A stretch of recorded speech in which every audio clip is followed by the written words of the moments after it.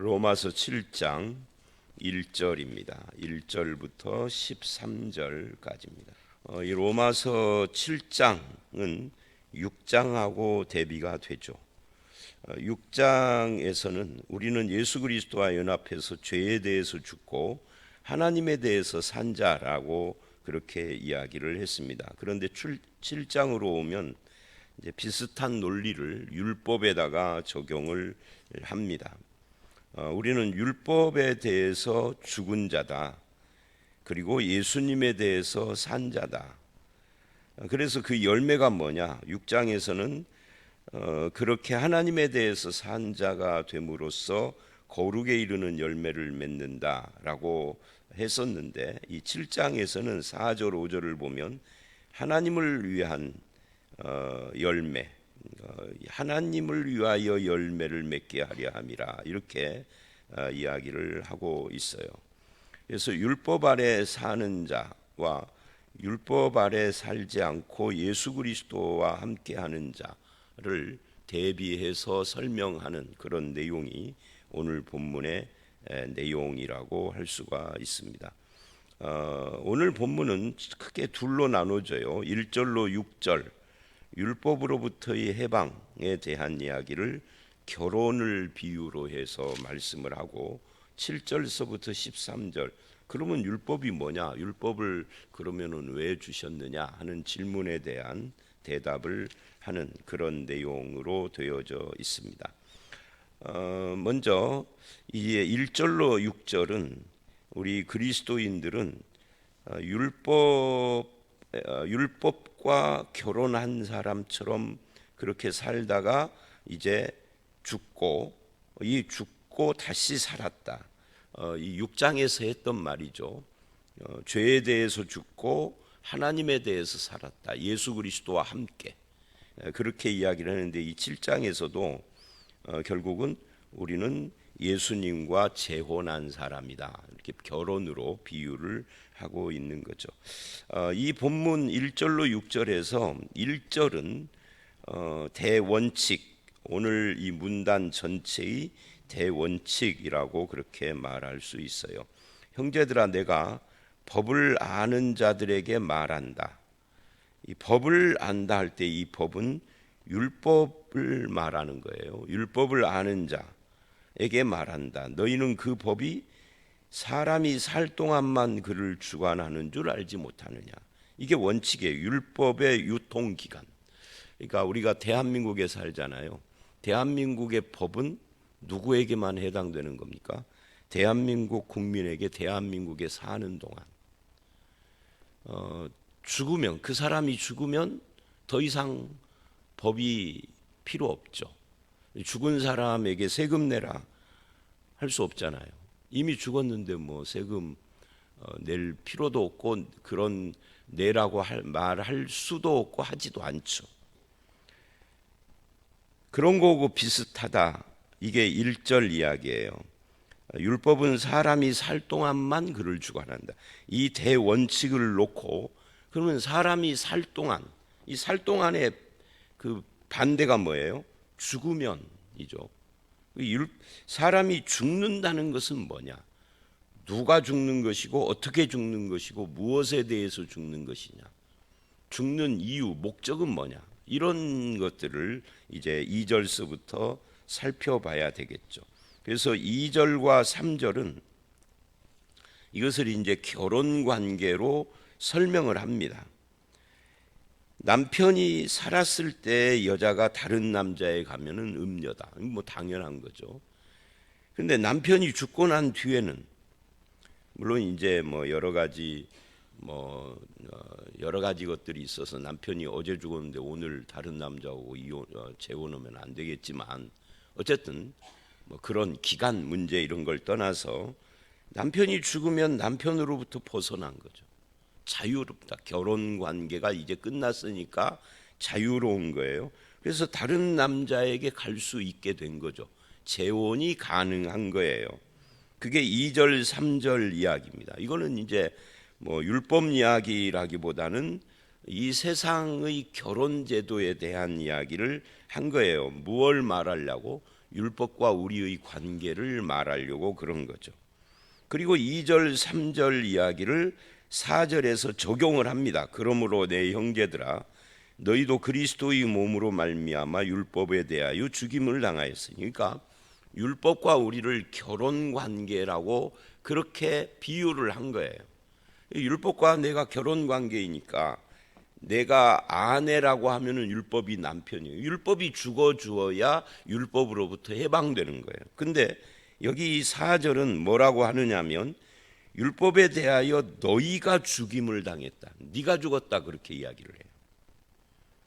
우리가 죽은 것이죠. 율법은 왜? 율법은 죽을 수 없는 거잖아요.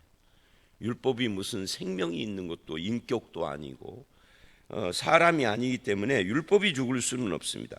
이 율법이 죽은 것이 아니라 네가 죽었다 하는 것을 이제 두 번째 문단인 7절 이하의 3절에서는 율법이 죽을 필요가 없음에 대해서 뭐라고 하느냐면 율법도 계명도 선한 거다 그래요.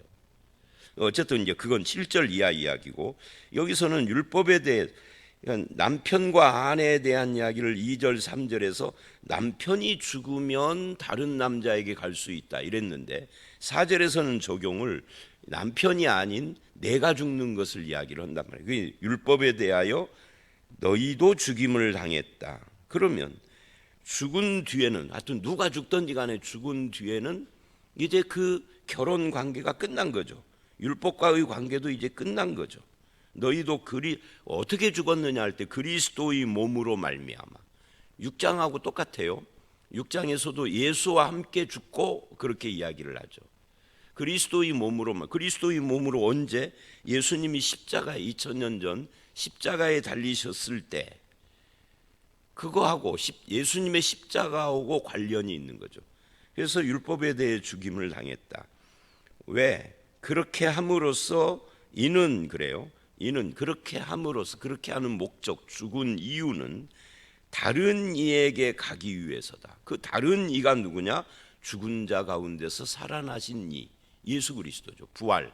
그러니까 십자가와 관계에서는 죽음을 이야기하고 부활과 관계에서는 그 예수 그리스도와 우리가 가서, 이 말은 6장식으로 말하면 연합했다, 7장식으로 말하면 결혼한 거죠. 그러니까 남편이 죽으면 다른 이에게 갈 수 있다는 2절 3절 이야기를 4절에서는 그 다른 이를 예수님이라고 한 거예요. 어떤 예수님? 부활하신 예수님. 그래서 우리가 신앙을 연합이라고 부르는 거죠. 그렇게 예수 그리스도와의 결혼이 가능해진 겁니다. 전 남편으로부터 죽었기 때문에. 자유한 거죠. 율법으로부터 벗어나서 자유해서 예수 그리스도와 결합하게 된 거, 이거를 믿음이라고 하고 구원이라고 하는 겁니다. 근데 그렇게 하는 결과 어떤 일이 일어나느냐 하면 열매를 맺는 겁니다. 그래서 열매를 맺게 하려고 그렇게 예수 그리스도와 연합했다 하는 거예요. 그 열매는 하나님을 위한 열매이죠. 죽음이 옛 남편인 율법과의 관계를 끝나게 하고 예수 그리스도와 함께 연합하여서 그 예수 그리스도와 결합함으로, 즉 결혼함으로, 즉 예수를 믿음으로 이제는 열매 맺는 삶을 살게 됐다는 거죠. 이 열매가 뭐냐 하는 것은 여기서 지금 아직 설명을 하지는 않아요. 6장에서는 그게 거룩함이었어요. 그래서 여기서는 일단 열매 맺는 것이 가능해졌음을 이야기를 하는데, 이 말을 거꾸로 말하면 예수 그리스도와 연합하기 이전 율법과 연합되어 있었을 때는 열매가 없었다는 거죠. 율법을 지킬 수 있어야 열매를 맺는 건데 열매를 맺을 수 없었다라는 것을 의미하는 겁니다. 결국 죽음은 율법의 정죄와 심판으로부터 자유롭게 하고 율법의 요구로부터 자유롭게 해주는 건데, 그게 나 혼자 죽은 것이 아니라 예수 그리스도와 함께 죽은 겁니다. 우리는 이렇게 해서 이제는 율법 아래에 있지 않은 존재가 된 겁니다. 우리의 모든 행위는 율법 때문에 하는 것이 아니에요. 율법 때문에 하는 행위가 아니다 그 말이에요. 주일날 교회를 오는 거 율법 때문에 오는 거 아니죠. 왜 오죠, 여러분? 예수님 때문에 오는 거죠. 하나님 때문에 오고요. 그죠? 우리가 살인을 하지 않고 간음을 하지 않고 계명을 지키는 이유는 계명 때문이 아니라 하나님 때문에 하는 거죠. 예수님 때문에 하는 거예요. 이건 계명이니까 지켜야 돼가 아니라 하나님 때문이에요. 뭐 계명은요, 불교에도 있어요. 불교에도 십계명이 있습니다. 그 내용이 기독교 유사해요. 우상숭배 뭐 이런 거, 안식일 이런 것만 없을 뿐이지 뭐 부모를 공경하고 살인하지 말고 이런 건 다 기독교고 거의 유사해요. 그럼 그거 지켜도 되나요? 아니죠. 우리는 계명 때문에 계명을 지키는 게 아니에요. 이제는 계명을 지키는 이유가 달라진 거예요. 예수님 때문에, 남편 때문에, 새로운 남편 때문에 하나님을 위하여 열매를 맺는 거죠. 그러니까 동기가 달라진 것이다, 그런 이야기예요. 전 남편하고 살 때는 사랑으로 한 게 아니에요. 그 정죄의 두려움으로 한 것이죠. 이제는 이 새로운 남편 예수 그리스도 안에서는 동기가 다르고 마음이 다르고 지키는 이유가 다르고 사는 목적이 다르고 열매의 내용도 달라지는 거예요. 그게 4절까지 이야기입니다. 그래서 5절서부터는 우리가 육신에 있을 때에는 율법으로 말미암는 죄의 종력이 우리 지체 가운데 역사하여 우리로 사망을 위해 열매를 맺게 했다. 여기서는 갑자기 육신에 있을 때에는 이래요. 그런데 6절, 이제는 우리가 얽매였던 것에 대해서 죽었으므로 율법에서 벗어났으니, 육신에 있을 때와 율법에서 벗어났으니, 좀 말이 좀 바뀌었죠. 이 육신에 있을 때는 결국은 첫 번째 결혼을 이야기하는 겁니다. 율법을 남편 삼은.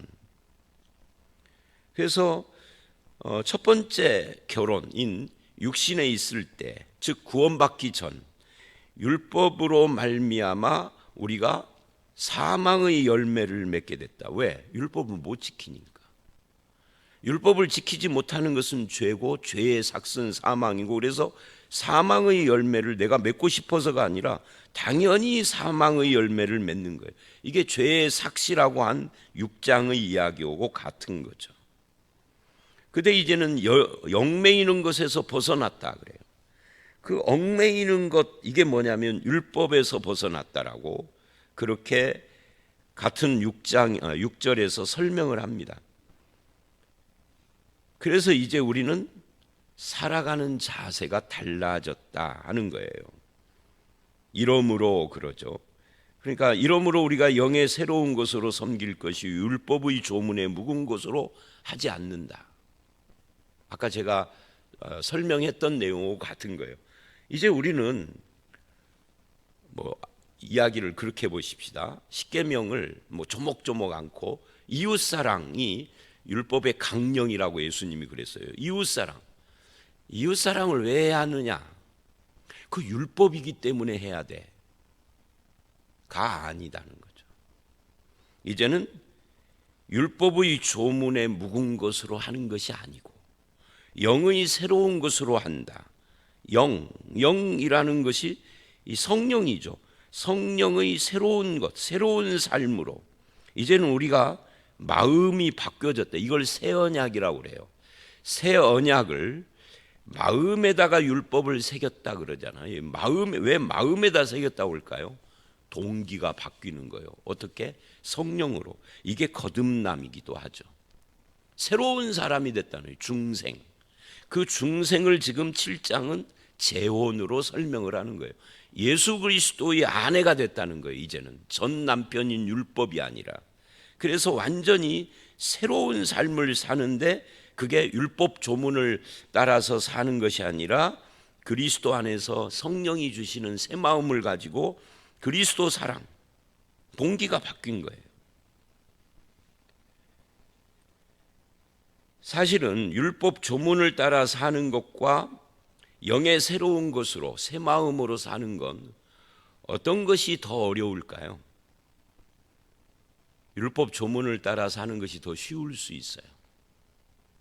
왜냐하면 율법 조문을 따라 사는 것은 눈에 보이는 어떤 것만 하면 되는 거예요. 안식일을 지킨다, 그것만 하면 되는 거죠. 그런데 영의 새로운 것으로, 이때는 그냥 안식일이라는 날짜만 지키는 것이 아닌 거예요. 이제는 하나님 안에서 안식을 누리라 그러고, 나만이 아니라 다른 모든 나와 관계된 사람들에게도 안식이 임하도록 노력을 해야 하고, 살인을 안 하면 되는, 뭐 살아가면서 평생 죽을 때까지 살인을 경험한 사람이 얼마나 돼요? 거의 없죠. 우리도 그렇잖아요, 앞으로도. 그러면 율법 지킨 것인가요? 영의 새로운 것으로 오는 사람은 그렇지 않은 거죠. 이제는 누군가를 미워하고 욕하는 것도 자제해야 하는 거죠. 더 어려워요. 근데 더 어려운데 역설적으로 더 쉬워요. 왜냐하면 율법 조문 아래 있을 때는 억지로 하는 거지만, 영의 새로운 것으로 할 때는 더 어렵지만, 기준이 상향됐지만, 하나님의 온전하심을 닮아야 하는 것으로 상향이 됐지만, 그것을 할 수 있는 마음이 바뀌어졌기 때문에 이제는 더 어려운 것은 아닌 것이 된 거죠. 그러니까 성령께서 내게 새 마음을 주셨다라는 걸 빼고 생각하면 훨씬 더 어려워졌는데, 60점만 맞으면 될 걸 100점이어야 한다니까 어려워졌는데, 성령이 주시는 새로운 마음으로 하니까 그게 어렵지 않게 된 거죠. 나 자신이 바뀐 거니까요. 그래서 율법 조문에 묵은 것으로 할 때는 못 지킬 경우에 어떻게 합니까? 못 지키면은 정죄하죠. 심판이 있죠. 근데 영의 새로운 것으로 할 때에도 못 지키는 경우들이 존재하지 않겠습니까? 그럴 때는 어떻게 하느냐? 8장 1절 이하를 보면 그래도 정죄는 없다예요. 그건 이제 8장으로 가면은 그 대답을 하지만, 일단 그래서 율법 조문, 이것과는 좀 다른 삶을 우리는 이제 살게 됐다 하는 거예요. 그래서 8장은 그것을 생명의 성령의 법 아래 있다라고 표현을 한 겁니다. 이제 완전히 동기가 바뀌었다 하는 것을 말하는 거죠. 자, 이 6절까지가 첫 번째 문단이라고 했는데, 여기서 결혼 이야기로 이거 전체를 지금 설명을 한 겁니다. 그래서 이런 거고 똑같아요. 이제 시집을 갔습니다. 시집살이가 지겨워요. 요즘은 뭐 부부끼리만 살고 그렇게 그 독립해서 뭐 시댁살이를 하지 않으니까 요즘은 좀 다르지만, 옛날 같으면 시집살이가 지겨워요. 짜증나요. 친정에서 살아왔던 풍습이나 문화하고 완전히 달라요. 그래서 시집에 매이고 그 윤리 풍습에 매이고 자식에게 매이고 뭐 종처럼 사는 거예요. 여유도 없고. 그러니 맨날 한가할 때는 눈물만 나. 그런데 그 마음, 그 여자의 마음이 바뀌면 어떻게 바뀌는 거죠? 뭐 시어머니가 잘해줘서 바뀌고 그럴 수도 있지만, 대부분은 남편이 잘해주면 바뀌는 거죠. 우리로 말하면 그리스도의 은혜와 사랑을 알면 그런 거하고 비슷한 거예요. 그러면 똑같은 일을 하는데, 그 전과 똑같은 일을 하는데 마음이 바뀌니까 서러움이 사라지죠. 짜증나지 않죠. 지겹지 않죠. 내가 지금 종살이를 하는가 하는 마음이 없어지죠. 그거하고 같은 거예요. 그 새 마음을 주시는 거죠, 성령께서. 그래서 영의 새로운 것으로 섬긴다라고 말하는 거예요. 율법은 그것을 행하면 살리라 그러는데요, 복음은 너희는 이제 산 자가 되었다 그러는 거예요. 행하면 살리라 그러는데 행할 사람이 아무도 없는 거죠. 근데 복음은 너희를 살려줬다. 너희는 이제 새로운 사람이다. 산 자가 되었다. 그러니 행하라예요. 이게 동기의 변화를 말하는 겁니다. 자, 그런 다음에 7절서부터 13절은 두 번째 문단입니다. 그렇다면 율법은 도대체 왜 줬냐? 율법은 아무 필요도 없는 거 아니냐? 율법은 뭐냐? 이게 7절로 13절의 내용입니다. 7절에 보면은 그것을 이렇게 표현을 합니다. 그런즉이라는 말은 1절로 6절처럼 우리가 율법 조문에 묵은 것으로 하지 않고 영의 새로운 것으로 한다면, 그런다면 율법 필요 없네? 라고 하는 사람들이 있어서 그런즉인 겁니다. 그런즉 우리가 무슨 말을 하리요? 율법이 죄냐? 율법 조문에 묵은 것으로 하지 않는다면 율법이 잘못된 것이냐 그 말이에요. 그럴 수 없느니라. 율법을 왜 주었느냐를 이렇게 지금 표현을 한 겁니다.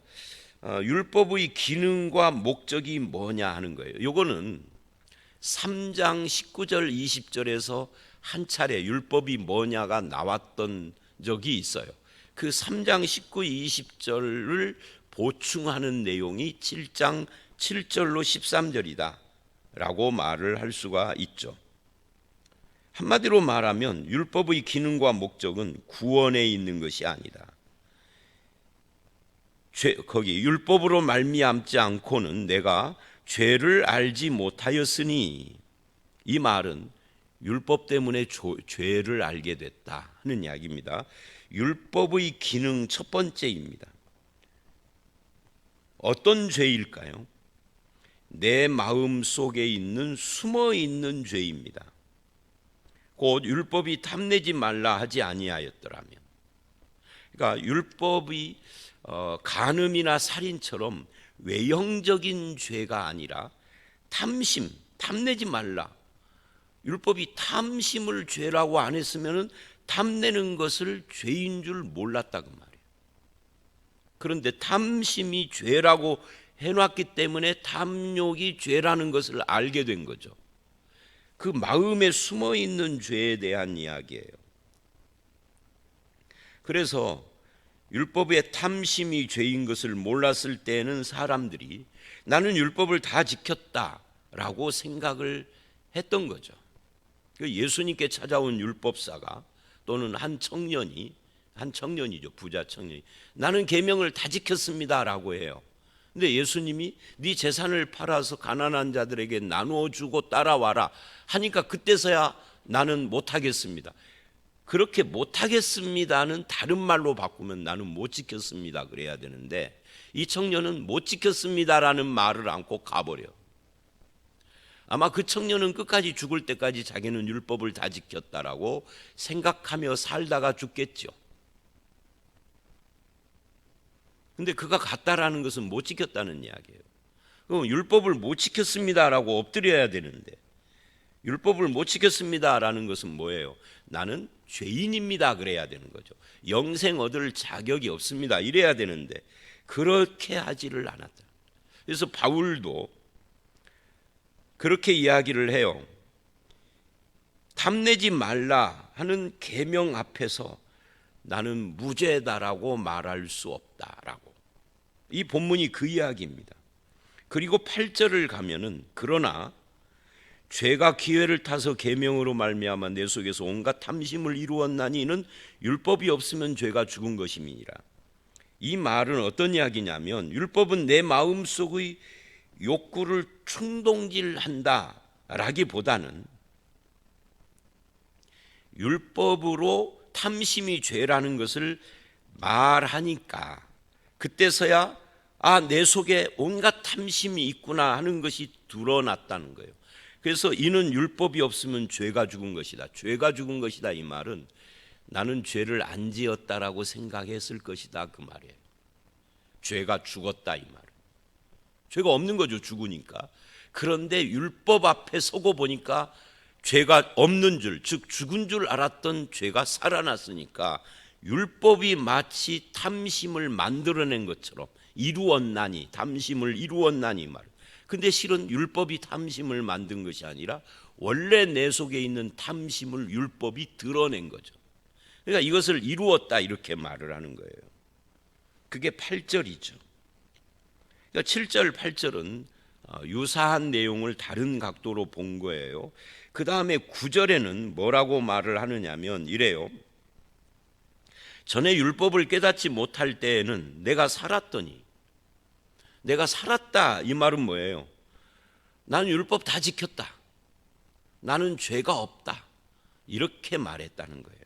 그런데 계명이 이름에 죄는 살아나고 나는 죽었다, 나는 죽었다 이 말은 나는 율법을 다 지키지 못하는 존재다 라는 거예요. 내가 죽었다 이 말은.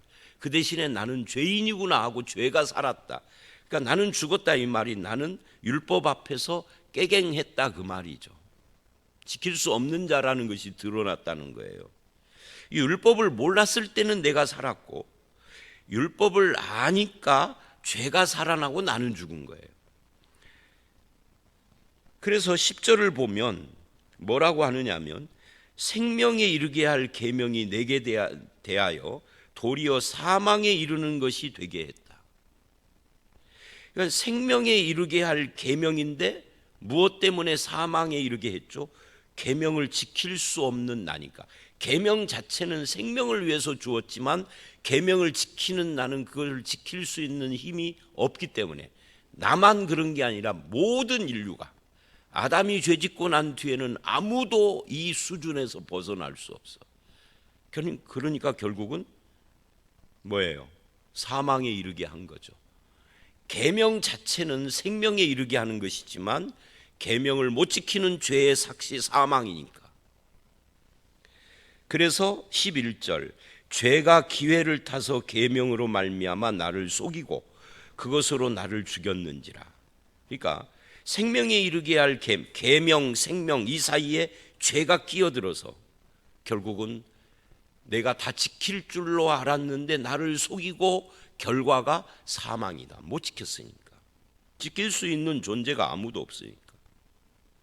그리고 12, 13절에 이 결론을 내리는 겁니다.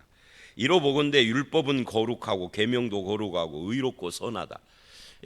지금까지는 이 율법을 굉장히 부정적인 내용으로 설명을 해왔는데, 그러면 율법 자체가 잘못된 거냐?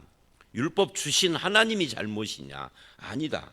율법은 생명에 이르게 하는 거고 거룩한 것이고, 계명도 거룩한 거고 의로운 거고 선하고, 이 율법과 계명은 아무 문제가 없다. 그거 하나님이 주신 거예요. 하나님의 뜻이에요. 율법을 다른 말로 하면은 하나님의 뜻입니다.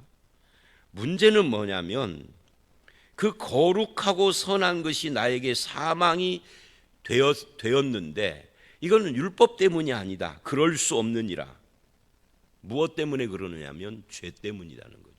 그 죄는 누가 짓느냐면 내가 짓는 거죠. 결국 죄 짓는 나의 문제를 해결하지 않으면 율법은 아무 의미가 없게 되는 거죠. 그래서 결론이 뭐예요?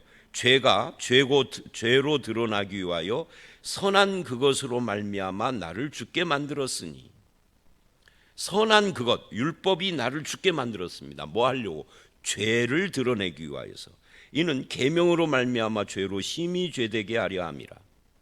결국은 율법은 구원을 위해서 준 것이 아니다는 거예요. 선한 것이지만 그걸로는 구원이 불가능하다는 거예요. 왜? 내가 죄인이니까. 율법은 죄를 없게 못해요. 죄를 지적하는 거죠. 네가 죄인이다라고 하는 것을 말하고 심판을 선고하죠. 그 죄를 없이 하거나 거기서 나를 건지거나 이런 것을 못해요. 아니, 그런 용도로 주시지를 않았어요. 자, 오늘 말씀 여기까지인데요. 이렇게 끝나면 좀 거시기하죠. 그래서 1절로 6절에서 끝내야 하는 겁니다. 이 7절 이하는 그럼 율법 왜 주었느냐에 대한 설명이고, 결국 예수 믿는 우리는 이제는 율법 조문에 묵은 것이 아니라 영의 새로운 것으로 마음의 동기가 완전히 바뀌어서 그렇게 사는 자다. 그걸 통하여서 뭐예요? 율법이 요구하는 하나님의 뜻을 이루고 있는 거죠. 이제는 율법 조문을 하나하나 그렇게 지키는 자로서가 아니다라는 것을 전제해야 합니다. 율법 조문을 하나하나 지키려고 한다면, 그런다면 제가 늘 말하잖아요. 삼겹살 먹으면 안 된다고. 그런 식으로가 아니라 율법의 강령이라고 한 그것, 율법의 핵심, 밑줄, 바로 하나님 사랑, 이웃 사랑, 새로운 마음과 정신으로 동기로 율법에 나타난 하나님의 뜻을 지키며 사는 자가 되어진 거죠. 그게 성도라고 할 수가 있습니다. 자, 오늘 말씀은 하나하나 설명을 해야 할 것들이 많아서 이렇게 설명을 했습니다만은 결론은 그거예요. 우리는 새로운 남편이신 예수 그리스도와 결혼한 그런 여자 같은 존재로, 신부, 그리스도의 신부로 동기가 바뀌었다. 마음이 바뀌었다. 그래서 우리가 살아가는 모든 삶의 동기, 우리가 말씀을 지키고 행하는 그 동기, 마음, 이것이 성령의 새로운 마음으로 바뀌어져서 사는 자여야 한다. 저와 여러분의 마음의 동기를 살피셔서 하나님의 뜻을 이루며 살아가는 저와 여러분 다 되시기를 주의 이름으로 축원합니다. 함께 기도하겠습니다. 하나님, 그렇습니다. 이제는 우리가 율법의 조문 때문에 어쩔 수 없이 억지로 사는 자가 아니라 예수 그리스도 안에서 죄에 대해서 죽고 하나님에 대해서 살아난 자로서 전혀 새로운 마음으로, 성령이 주시는 새 마음으로 주의 뜻을 이루며 사는 것이 성도들의 삶의 자세인 것을 알았습니다. 우리의 남은 삶이 온전히 하나님의 뜻을 이루며 살아갈 때 그것이 기쁨으로 이루게 하시고 주님을 사랑하는 마음으로 이루어가는 그런 저희들이 되게 하여 주시옵소서. 날마다 우리의 삶 속에 하나님께서 주신 그 새 마음으로 살아갈 때 감사가 넘치고 평안이 넘치며 늘 기쁨으로 주님과 함께하는 그런 삶이 되기를 원하오며 예수님 이름으로 기도드렸사옵나이다. 아멘.